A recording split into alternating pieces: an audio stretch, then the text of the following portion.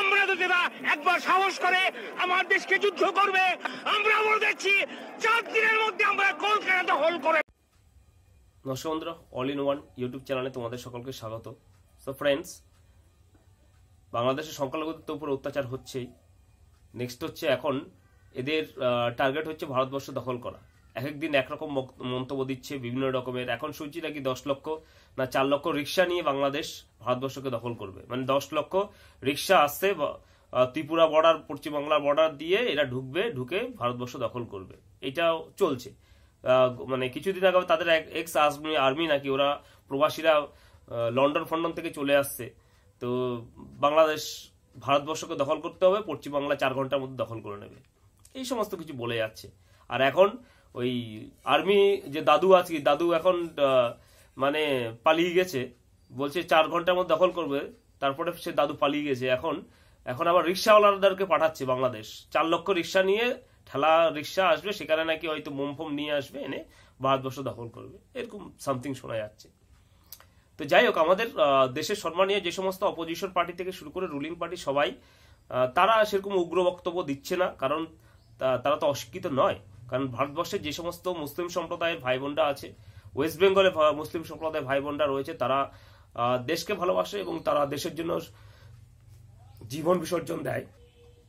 কারণ এই দেশ এমন একটা দেশ যেখানে কাজী নজরুল ইসলাম থেকে শুরু করে আমাদের 7ম প্রেসিডেন্ট এবং ডক্টর এপিজে আব্দুল কালাম সম্মানীয়, যিনি মিশন ম্যান নামে পরিচিত ছিলেন, ভারতবর্ষের রাষ্ট্রপতি ছিলেন। এবং তথাপি ভারতবর্ষের জন্য তার যে অবদান, সেই কালামের মতো, ডক্টর কালামের মতো আর কি সায়েন্টিস্ট এখানে তৈরি হয়।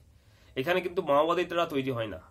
তো ভারতবর্ষ তথা পশ্চিমবাংলার যে সমস্ত আমাদের মুসলিম সম্প্রদায়ের ভাই বোনরা রয়েছেন, তারা দেশকে ভালোবাসেন, দেশের জন্য জীবনও কোরবানি দিতে রাজি তারা।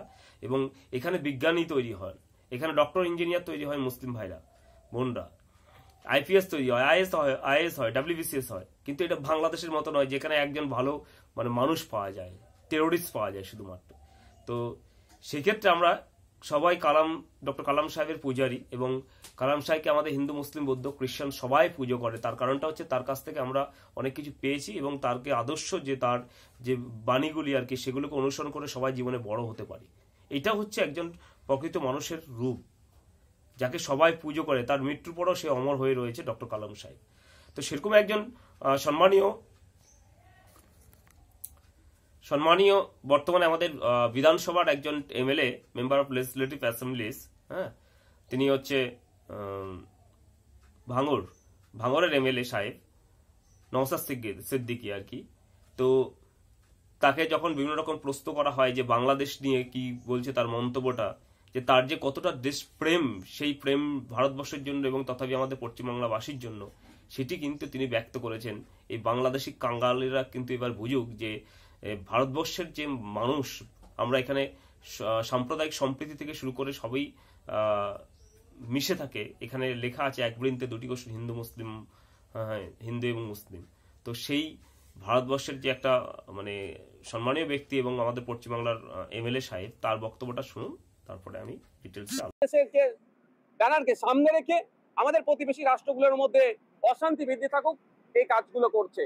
সুতরাং যে স্বপ্ন দেখছে 4 দিনে নাকি ইন্ডিয়ার একটা অংশ দখল করে নেব, আমি শুধু এতটুকুই বলবো, বাংলাদেশের যত আর্মি আছে, আমাদের রাজ্যের যদিও কতটা বৈধতা আছে সেই প্রশ্ন নিয়ে বিতর্ক আছে, তার থেকে বেশি সিভিক ভলেন্টিয়ার আছে। এটা তাদের মাথায় রাখা দরকার। আর যে কথা তারা বলছেন, এই বাহিনীকে স্বাধীন করার জন্য 1971 সালে আমাদের ফোর্স গিয়েছিল, পাকিস্তানের হানাদারদের হাত থেকে তাদের বাঁচিয়েছে, তাদেরকে স্বাধীন করেছে, তাদেরকে স্বতন্ত্র হওয়ার জায়গা দিয়েছে। সুতরাং এ ধরনের অবাঞ্ছিত এমন মন্তব্য না হয়ে যায়, ইতিহাস না। তো বন্ধুরা, সম্মানীয় MLA সাহেব নওশাদ সিদ্দিকের বক্তব্যটা শুনলেন। তো বাংলাদেশের যে সমস্ত কাঙালি, যে দাদু, তারপর আরো রিক্সাওয়ালা বা অন্যান্য যারা উস্কাচ্ছেন, বিএনপির নেতা ফেতা, এরা বলছে যে 4 লক্ষ রিক্সা এসে ভারতবর্ষ, বাংলাদেশ, কলকাতা দখল করবে। তো আমাদের এই MLA সাহেব নওশাদ সিদ্দিক কি বলেছে যে বর্তমানে ওয়েস্ট বেঙ্গলের সিভিক ভলেন্টিয়ারও বাংলাদেশ থেকে বেশি এক্সপার্ট এবং সিভিক ভলেন্টিয়ারই বেশি রয়েছে। হ্যাঁ, অর্থাৎ তার কথা অনুযায়ী যদি এই আমাদের ওয়েস্ট বেঙ্গলের সিভিক ভলেন্টিয়ার গুলোকেই ছেড়ে দেওয়া হয়, তাহলে এই বাংলাদেশ দখল হয়ে যাবে।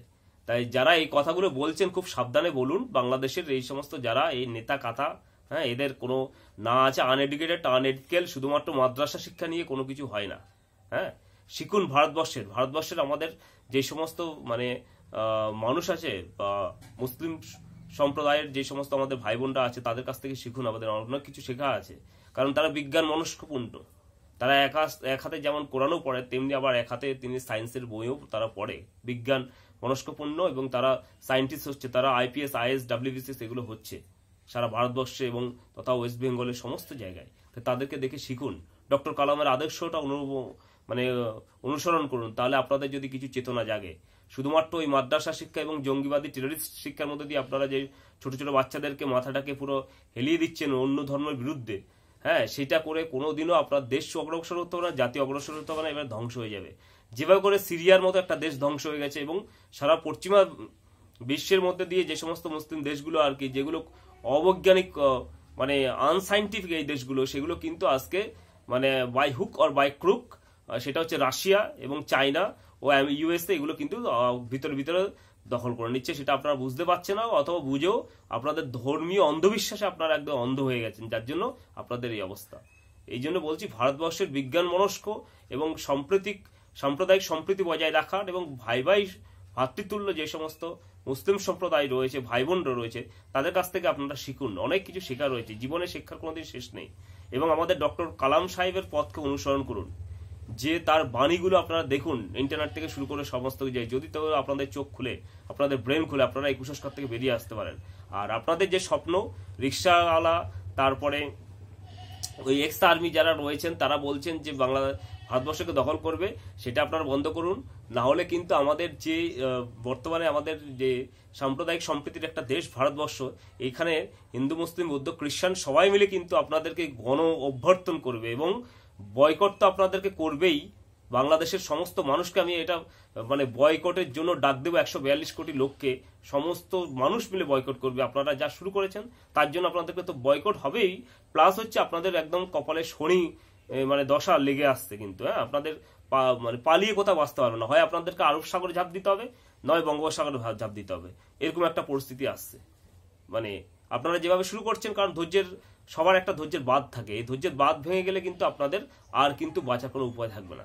সুতরাং এখনো সময় আছে, এখনো বৈজ্ঞানিক মনস্ক হন এবং ভারতবর্ষের যে সমস্ত যে আমাদের যে আদর্শ প্রাণপ্রিয় বিজ্ঞানী এবং প্রাণপ্রিয় আমাদের প্রেসিডেন্ট ছিলেন যথাক্রমে, হ্যাঁ, এই স্বর্গীয় ডক্টর কালাম সাহেবের পথকে অনুসরণ করুন, তাহলে আপনারা বিশ্বের দরবারে পৌঁছতে পারবেন, দেশ উন্নতি হবে। সুতরাং বন্ধুরা, ভিডিওটা ভালো লাগলে লাইক, শেয়ার এবং সাবস্ক্রাইব করবেন। ধন্যবাদ।